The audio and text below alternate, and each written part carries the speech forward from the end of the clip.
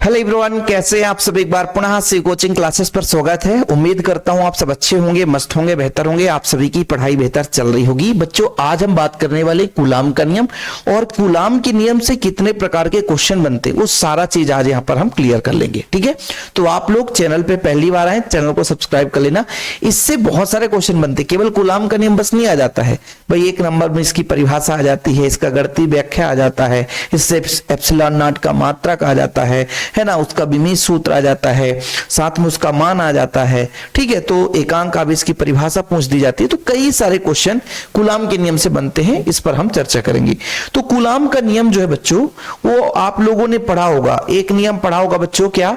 गुरुत्वाकर्षण का नियम। यदि गुरुत्वाकर्षण का नियम आपसे बन रहा है तो फिर कूलाम का नियम यूं आसानी से बनेगा। कैसे? कूलाम के नियम को समझने के लिए थोड़ा सा गुरुत्वाकर्षण का नियम आपको बहुत जरूरी है समझना बच्चों।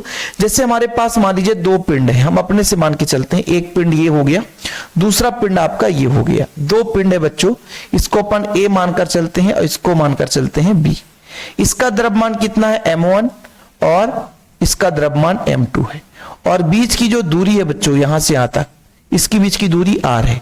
तब न्यूटन का गुरुत्वाकर्षण का नियम जो है वो क्या कहता है कि दो पिंडों के बीच जो लगने वाला बल है, दो पिंडों के बीच जो लगने वाला बल है, उनके द्रव्यमान के परिमाण के गुणनफल के अनुक्रमानुपाती होता है। ठीक है बच्चों, m1 और m2, यानी कितना द्रव्यमान है उसका परिमाण कितना है, उनके गुणनफल के अनुक्रमानुपाती। और जो बीच की दूरी है बच्चों, इसके व्युत्क्रमानुपाती होता है। यानी कहने का मतलब जो दोनों पिंडों के बीच लगने वाला बल है वो दूरी के व्युत्क्रमानुपाती होता है, वो भी वर्ग की।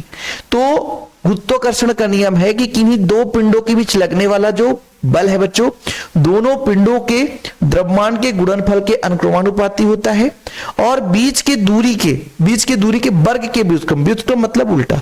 यदि दोनों को मिला दें तो F समानुपाती कितना हो जाएगा? m1 m2 divide by r square. जी हाँ, ये आपका बच्चों क्या हो गया? ये आपका हो गया क्या? कूलाम का, गुरुत्वाकर्षण का नियम। समानुपाती हटाते हैं तो एक नियतांक लग जाता है। सर आप यहां पर नियतांक क्या लगा रहे हो? हम k लगा दिए। यहां पर आपका m1 था, m2 था बच्चों, डिवाइड बाय आपका r स्क्वायर। जी हाँ, ये कौन सा नियम है? तो ये गुरुत्वाकर्षण का नियम है। गुरुत्वाकर्षण का नियम है, बड़ा सिंपल है। और इसी आधार पर हम कूलाम के नियम को समझेंगे। इसी के आधार पर कूलाम के नियम को समझेंगे। ठीक है बच्चों, तो आप लोग सबसे पहले चीजें क्लियर करो कि कूलाम का नियम किसने दिया। तो सन 1785 की बात है बच्चों, चार्ल्स ऑगस्टिन कूलाम ने दिया था। चार्ल्स ऑगस्टिन कूलाम ने दिया था। यदि कभी ऑब्जेक्टिव क्वेश्चन में पूछ दिया गया कि भाई कूलाम के नियम को प्रतिपादित किसने किया, तो चार्ल्स ऑगस्टिन कूलाम ने दिया। इतना क्लियर है बच्चों, पहला पॉइंट। दूसरा पॉइंट यह है कि यह नियम बिंदु आवेशों के लिए लागू होता है। सर ये बिंदु आवेश है क्या? बिंदु आवेश है क्या? बिंदु आवेश बच्चों, आवेश का वह परिमाण या वह मान है जिसका मान या जिसका आकार, ऐसा मान के चलते हैं। ये दो आवेश है बच्चों, ये दो आवेश है। ठीक है, यहां पे Q1 ले लेते हैं और यहां पर Q2 ले लेते हैं। इनका जो आकार है, आवेशों के बीच की दूरी बिल्कुल नगण्य है। अब देख लो भाई, यहां से यहां के बीच की दूरी बहुत ज्यादा है लेकिन आकार बहुत ही छोटा है। तो जब आवेशों का आकार उनके बीच की दूरी में बहुत कम हो, बहुत छोटा हो, नगण्य हो, ना के बराबर हो, तब उसे हम बिंदु आवेश कहेंगे। तो इसे हम क्या बोलेंगे बच्चों? बिंदु आवेश। क्या बोलेंगे? बिंदु आवेश। ठीक है, जिसको नोट करना है तो एक एक पॉइंट नोट करें। ठीक है, और बाकी नोट्स शिव कोचिंग क्लासेस के माध्यम से आपको प्रोवाइड किया जाता है। मात्र कितना लगता है? 100 रुपए। तो जो बच्चे एक एक पॉइंट नोट करना चाहते हैं तो नोट करते चलें। तो जो आपका कूलाम का नियम किन आवेशों के लिए लागू होता है बच्चों? बिंदु आवेश। बिंदु आवेश किसे कहते हैं? जब आवेश का आकार आवेशों के बीच की दूरी की तुलना में बहुत कम हो, नगण्य हो, ना के बराबर हो, वो आवेश आपके बिंदु आवेश कहलाते हैं। किसने प्रतिपादित किया बच्चों? चार्ल्स ऑगस्टिन कूलाम ने। तो आपको मैंने बता ही दिया है कि जो आपका कूलाम का नियम है वो गुरुत्वाकर्षण बल पर आधारित है। तो सेम बच्चों, गुरुत्वाकर्षण में दो पिंड हमने लिया था, यहां पर दो बिंदु आवेश ले लेंगे। ठीक है, दो बिंदु आवेश बच्चों। ठीक है, कोई दिक्कत तो नहीं है? थोड़ा ये माइक है, इसको अपन अरेंजमेंट करते हैं। हाँ, अब थोड़ा सा कंफर्टेबल है। ठीक है, चलिए अब बच्चों आप बात करते हैं मेन रूप से, जिस पर हम चलो कूलाम के नियमानुसार कूलाम ने क्या कहा कि दो स्थिर बिंदु आवेशों के बीच लगने वाला जो बल है बच्चों, उन आवेशों के परिमाण के गुणनफल के अनुक्रमानुपाती और बीच की दूरी के वर्ग के व्युत्क्रमानुपाती होता है। आप लोग थोड़ा सिंपल तरीके से समझेंगे। सबसे पहले हम दो आवेश लेते हैं बच्चों, दो आवेश ले लेते हैं। हमारा एक Q1 है, ठीक है बच्चों, और यहां पर हम ले लेते हैं Q2 ले लेते हैं, ठीक है। यहां पर एक आवेश है और एक आवेश यहां पर है, ठीक है। दोनों को मिला दें बच्चों, क्योंकि बल जो है ये दोनों के क्रिया रेखा के अनुदिश होगा, मतलब दोनों के बीच की जो दूरी होगी। थोड़ा सा सिस्टमेटिक लिखूं ताकि आप लोगों को नोट्स बनाने में भी दिक्कत ना हो सके। तो हमारे पास दो बिंदु आवेश हो गया। बिंदु आवेश क्यों हमने कहा? क्योंकि इन आवेशों का जो आकार है बहुत कम है दूरी के सापेक्ष। इनके बीच की दूरी कितनी है? तो दूरी इनके बीच के बच्चों यहां पर हम मान के चलते हैं यहां से यहां तक, यहां से यहां तक दूरी कितना है? r है। तब हमारे कूलाम के नियम के आधार पर जो इनके बीच लगने वाला बल होगा बच्चों, आवेश के परिमाण के गुणनफल के अनुक्रमानुपाती और बीच की दूरी के वर्ग के व्युत्क्रमानुपाती। जैसे द्रव्यमान में आपने देखा गुरुत्वाकर्षण में कि दोनों पिंडों के बीच जो लगने वाला बल है, दोनों पिंडों के द्रव्यमान के गुणनफल के अनुक्रमानुपाती और बीच की दूरी के वर्ग के व्युत्क्रमानुपाती। तो यहां भी जो दो आवेशों के बीच यानी बिंदु आवेश है, बिंदु आवेश मैंने बता दिया है कि ऐसा आवेश जिसका आकार आवेशों के बीच की दूरी की तुलना में नगण्य हो, ना के बराबर हो, बहुत कम हो, तो बिंदु आवेश कहलाता है। तो हम यहां पर माना मान के चलते हैं कि माना थोड़ा सा लिखेंगे बच्चों, माना Q1 व Q2 परिमाण के, माना Q1 व Q2 परिमाण के दो बिंदु आवेश हैं बच्चों। क्या है? दो बिंदु आवेश हैं, ठीक है। Q2 और Q2 परिमाण के दो बिंदु आवेश हैं। तब उनके बीच लगने वाला बल, तब उनके बीच लगने वाला बल, लगने वाला बल कितना होगा प्यारे बच्चों? कूलाम के नियमानुसार जो पहला है बल का मान दोनों आवेश के परिमाण के गुणनफल के अनुक्रमानुपाती तथा उनके बीच के दूरी के वर्ग के व्युत्क्रमानुपाती होता है। उपरोक्त दोनों को मिलाकर लिखने पर, ठीक है बच्चों, उपरोक्त दोनों को मिलाकर लिखने पर, उपरोक्त दोनों को मिलाकर लिखने पर, मिलाकर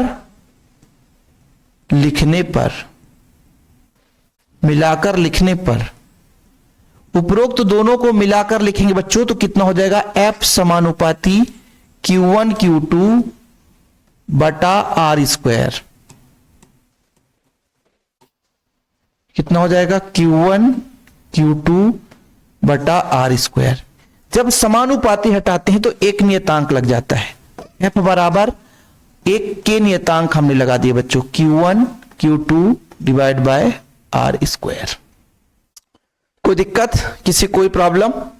थोड़ा सा लग रहा होगा आपको कि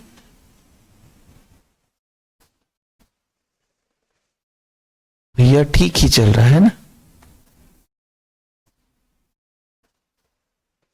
चलो कोई बात नहीं, ठीक है, थोड़ा ऊपर कर रहा था मैं। हाँ, अब आपको दिख रहा होगा, कोई दिक्कत नहीं है यहां तक भाई, कोई प्रॉब्लम नहीं है। ये आपका थोड़ा सा यहां तक आपको ये क्लियर रहना चाहिए। ये आपका बच्चों लास्ट में, ठीक है। इसको अपन समीकरण 1 दे देते हैं, ठीक है। तो ये आपका बच्चों क्या निकल कर आया? कूलाम का नियम निकल कर आया। क्या पूरा कंप्लीट हो गया? नहीं भाई, धीरे धीरे करके चलेंगे। आप यहां पे थोड़ा सा लाइनिंग कर लेते हैं अपन। जहां के एक क्या है बच्चों? जहां के एक, जहां नीचे लिखेंगे उसके, जहां के एक आनुपातिक, जहां के एक आनुपातिक स्थिरांक है या नियतांक है या समानुपाती नियतांक, जो भी आप लिखना चाहो बच्चों। समानुपाती करूं चाहे अनुपातिक नियतांक, ठीक है, नियतांक, ठीक है, समानुपाती या आनुपातिक, परेशान मत होना, समानुपाती या आनुपातिक नियतांक है, ठीक है। अब बच्चों ये जो k का मान किस किस पर निर्भर करता है बता सकते हो क्या? जिसका मान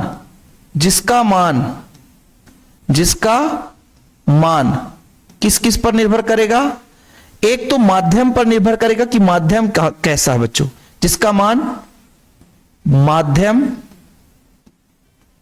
व मापन की पद्धति पर निर्भर करेगा, मापन की पद्धति पर निर्भर करेगा, यानी किस पद्धति में आप माप कर रहे हो, मापन की पद्धति पर, मापन की पद्धति पर निर्भर करता है, ठीक है। चलो इतना आप लोगों को स्क्रीनशॉट ले लेना है कूलाम के नियम में, फिर आगे हम बात करते हैं बच्चों की एसआई पद्धति में इसका मान कितना मानकर चलते हैं, क्योंकि एक एक पॉइंट आपको समझना है। तो इतना आप लोग स्क्रीनशॉट ले लिए भाई, आगे चले, ठीक है। अब हम कौन सा पद्धति लेकर चलेंगे बच्चों? एसआई पद्धति लेकर चलेंगे, ठीक। चलो तो अपन एक नया पेज लेते हैं जिसमें आप लोगों को बढ़िया तरीके से समझाएंगे इस पद्धति में बच्चों, एसआई पद्धति में हेडिंग लगाएंगे आप लोग, एसआई पद्धति, एसआई पद्धति में, ठीक है। एसआई पद्धति में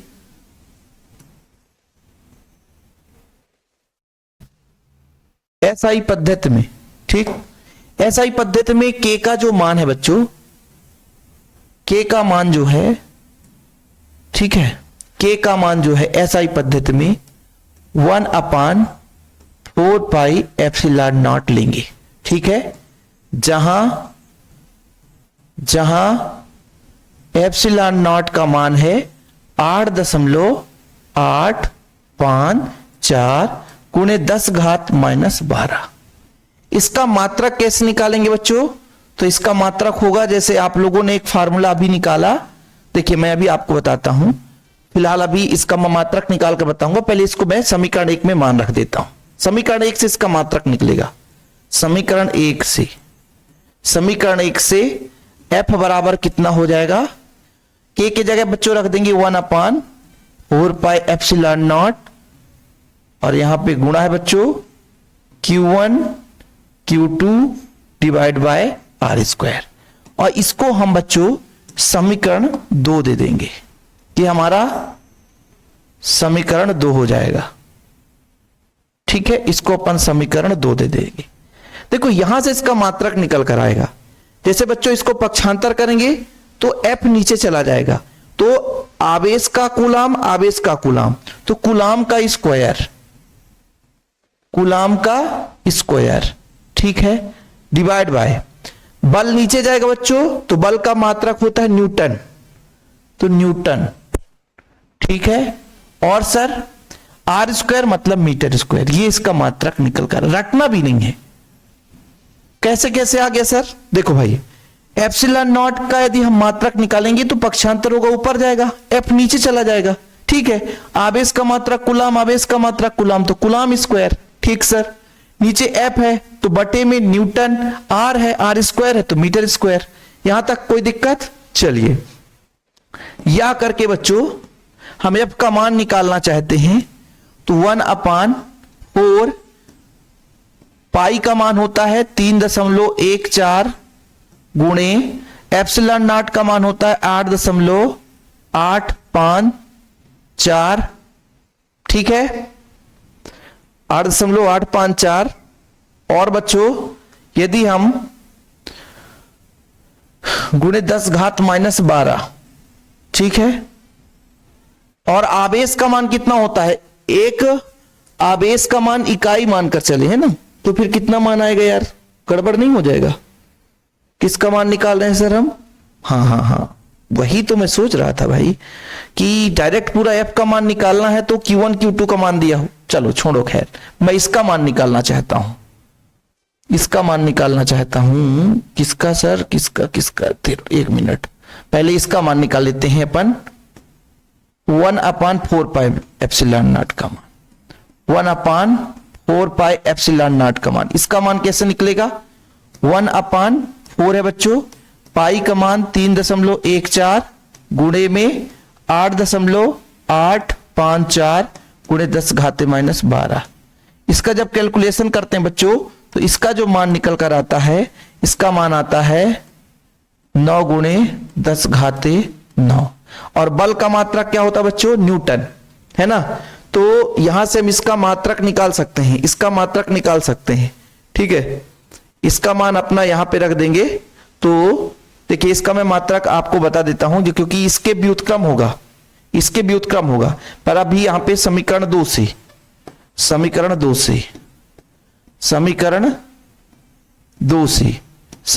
से यहां पे f बराबर हो जाएगा, कितना मान निकल कर आएगा? 9 गुणे 10 घाते 9। ठीक है बच्चों, यहां पे मैंने वैल्यू पुट कर दिया, और Q1 Q2 बटा R स्क्वायर। ठीक है, अब आप कहोगे सर यहां पे यदि हम बल का मात्रक न्यूटन कर दें डायरेक्ट तो कोई दिक्कत नहीं है, लेकिन इसका जो मात्रक है, इसका जो मात्रक कितना होगा? तो एप्सिलॉन नॉट व्युत्क्रम है ना, तो इसके व्युत्क्रम के बराबर होगा, यानी इसका व्युत्क्रम बराबर होगा, यानी इसका हो जाएगा न्यूटन मीटर स्क्वायर प्रति कूलाम स्क्वायर, प्रति कूलाम का स्क्वायर।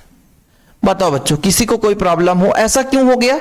क्योंकि इसका व्युत्क्रम ये, भाई देखो ना, 1/एप्सिलॉन 4 पाई तो अपना बीमा ही नहीं है, इसमें कोई बीमी सूत्र ना कोई मात्रक होगा।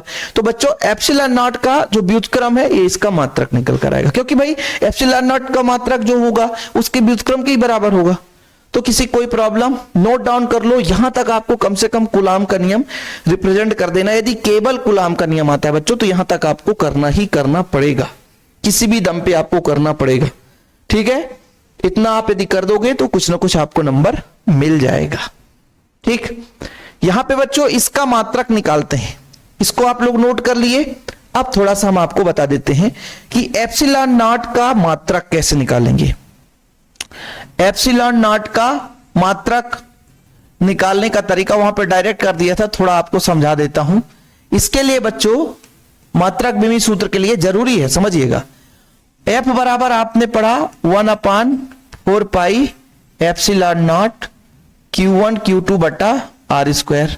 ठीक है सर, एप्सिलॉन नॉट का निकालना है तो ये कर दो, 1/4 पाई कर दो और F पक्षांतर कर दो, गुणा में Q1 Q2 बटे में R स्क्वायर। ठीक है सर, यहां तक क्लियर है। अब देखो बच्चों, मात्रक के लिए बल का मात्रक क्या होता है? न्यूटन होता है। तो न्यूटन नीचे है, आवेश 2 आवेश हैं, आवेश का मात्रक क्या होता है? कूलाम। तो कूलाम का स्क्वायर कर दी, यहां पे किसी कोई प्रॉब्लम?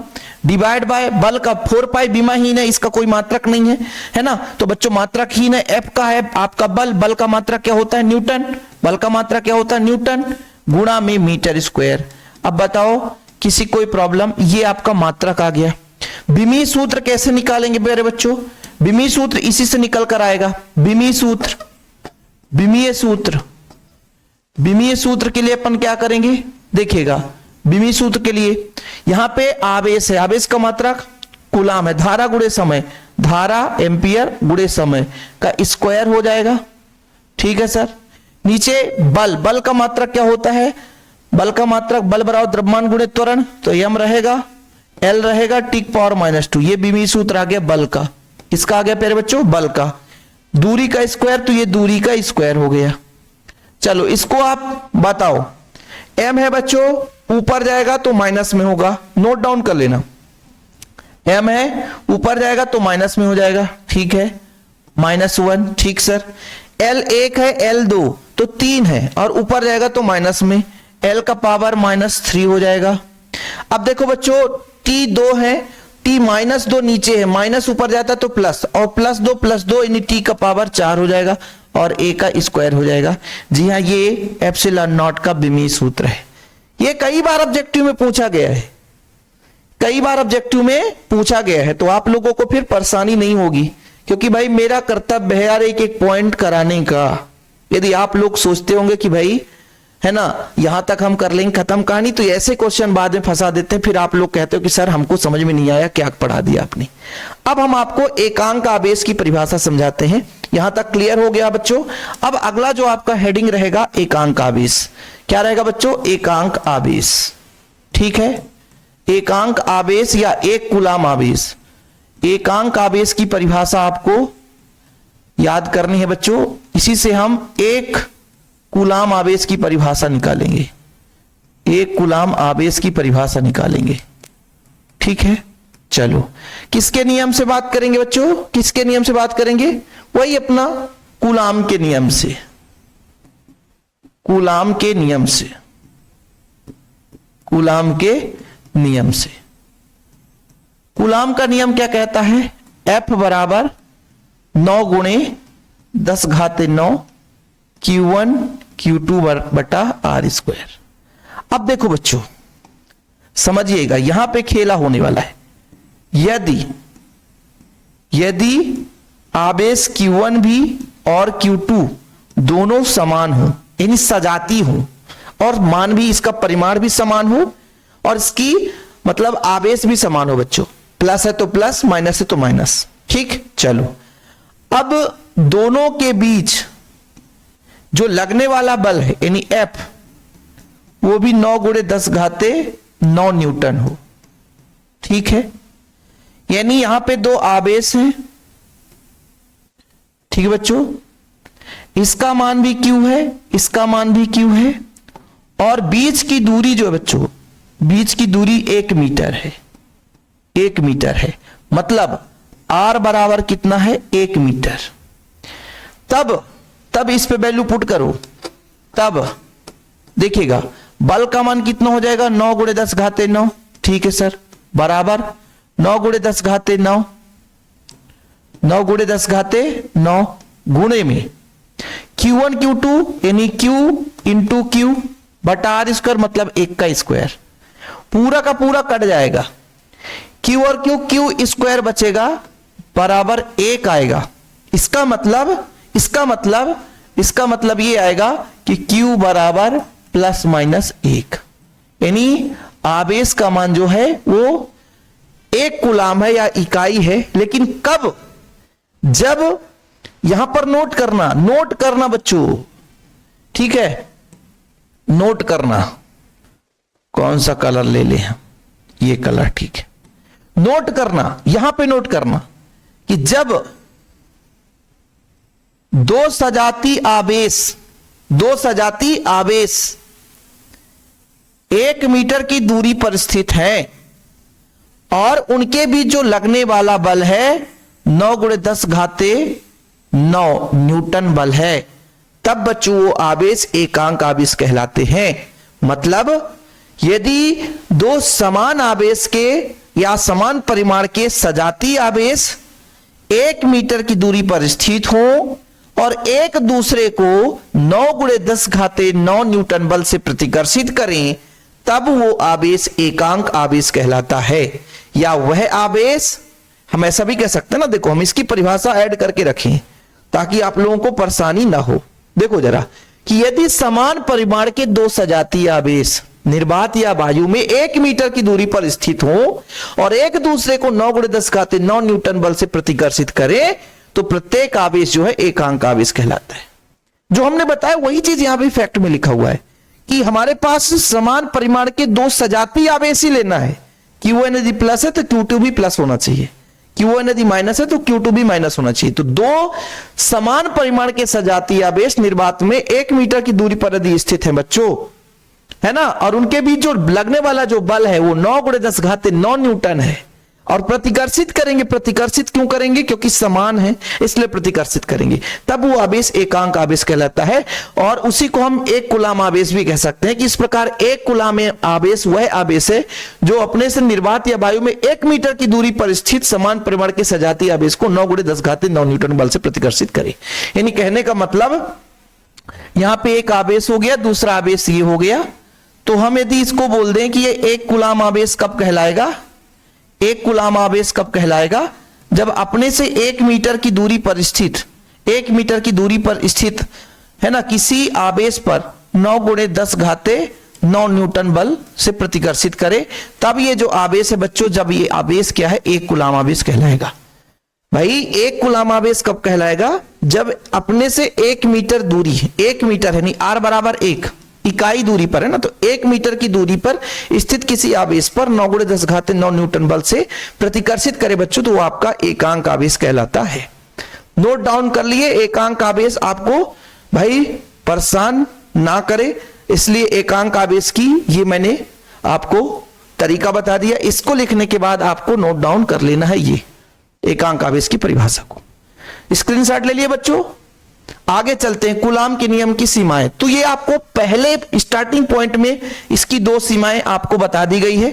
पहली सीमा बच्चों केवल बिंदु आवेशों के लिए सत्य है। बिंदु आवेश किसे कहते हैं? ऐसे आवेश जिनका आकार आवेशों के बीच की दूरी की तुलना में नगण्य हो, ना के बराबर हो, बहुत कम हो बच्चों, वो आपका बिंदु आवेश कहलाता है। तो केवल बिंदु आवेश के लिए स्थिर होता है, और स्थिर आवेश के लिए, क्योंकि ये चैप्टर ही पूरा स्थिर वैद्युत पढ़ रहे हो आप, ठीक है, वैद्युत क्षेत्र, स्थिर वैद्युत क्षेत्र मतलब आवेश स्थिर है, उसके कारण विद्युत क्षेत्र जनरेट हो रहा है। तो जब आवेश स्थिर होगा उसी के लिए नियम लागू होगा। दूसरा ये हो गया। तीसरा बच्चों यह नियम अधिक दूरी है ना, तथा 10 घाते -15 मीटर से कम दूरी के लिए सत्य नहीं है, याद रखिएगा। तो ये 3 सीमाएं आपको कभी कभी 2 नंबर में केवल और केवल सीमा पूछ देता है।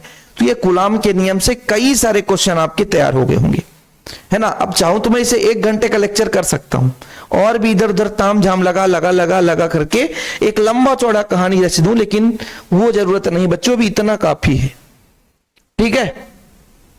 अब जैसे एक आध क्वेश्चन 2 ऑब्जेक्टिव और यहां पे क्लियर कर लेते हैं, क्योंकि हम आगे चलकर आपसे पूछेंगे कि 1 मिली कूलाम बराबर कितना होगा, 1 मिली कूलाम बराबर कितना होगा, ये ऑब्जेक्टिव आपको पता होना चाहिए। और 1 माइक्रो कूलाम, बाद में बहुत बार इसका काम भी आने वाला है। 1 माइक्रो कूलाम, 1 माइक्रो कूलाम। तो इसके लिए बच्चों आप सिंपल तरीके से लिखेंगे 1 मिली मतलब 10 घात -3 कूलाम, ठीक है। नोट डाउन कर लेना, काम आएगा हमेशा। और इसका होगा 10 घाते -6 कूलाम, ठीक है प्यारे बच्चों। तो इसे नोट डाउन कर लेना आप लोग दोनों के दोनों को। और मैं आपको बता ही चुका हूं कि नोट्स के लिए मात्र 100 रुपए लगते हैं। बढ़िया नोट्स प्रॉपर आपको दिए जाते हैं। जो बच्चे अभी तक नोट्स नहीं लिए हैं तो कॉन्टेक्ट नंबर लिख लेना, है ना, 9685 29 91 49। भैया आप लोग 100 रुपए में पार्टी कर लेते हैं, उतने में हम पूरे चैप्टर के नोट्स दे देते हैं ताकि आपकी प्रॉपर तैयारी हो सके। ओके, तो वीडियो पसंद आए तो लाइक करके शेयर कर दें बच्चों। जय हिंद, वंदे मातरम।